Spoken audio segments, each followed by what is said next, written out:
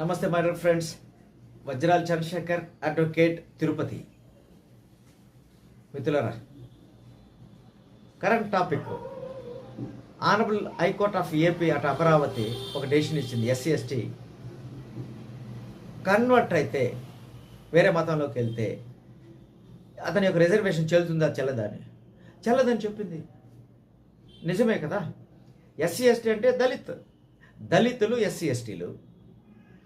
Okay, ఈ word Hindu ధర్మంలోనే ఉంటుంది. ఒకసారి నీవు మతం మారితే దీని నుంచి నీవు కోల్పోతావు, రిజర్వేషన్ కోల్పోతావని high court, honourable high court of AP చెప్పింది. మిత్రులారా, నేను చెప్పేది ఏమంటే, ఎవరైతే SC/ST రిజర్వేషన్ పొందుతూ చర్చికి పోతూ ఉంటారు వాళ్ళ జాగ్రత్త.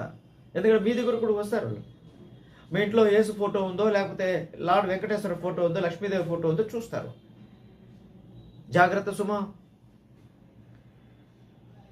ఒకవేళ మీరు చర్చికి పోతా ఉంటే సమాజం కళ్ళు మూసుకోలేదు కదా, దానికి మెటీరియల్ ఎవిడెన్స్ అంతా ఉంటుంది. మీరు ఓపెన్గా SC/ST బంధువులరా, ఎవరైతే రిజర్వేషన్ పొందుతున్నారో వాళ్ళు హిందూ ధర్మంలో ఉన్నారో వాళ్ళకి రిజర్వేషన్ ఉంటుంది అని హైకోర్టు చెప్తుంది.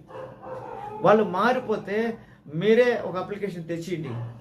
అయ్యో నేను మారిపోయినాను, నాకు BC సర్టిఫికేట్, BCలో ABCD ఏదో మీకు అంతది లేదు. దాన్ని మరిచినారంటే సప్రెస్ చేస్తే చర్చికి పోతున్నారు.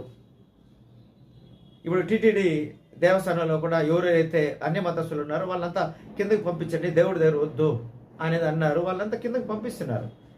బికాస్ దే వర్ కన్వర్టెడ్ ఇటు సమ్ అదర్ రిలీజియన్. హిందువులు కాదు కదా. కాబట్టి స్టెప్స్ తీసుకుంటుంది TTD.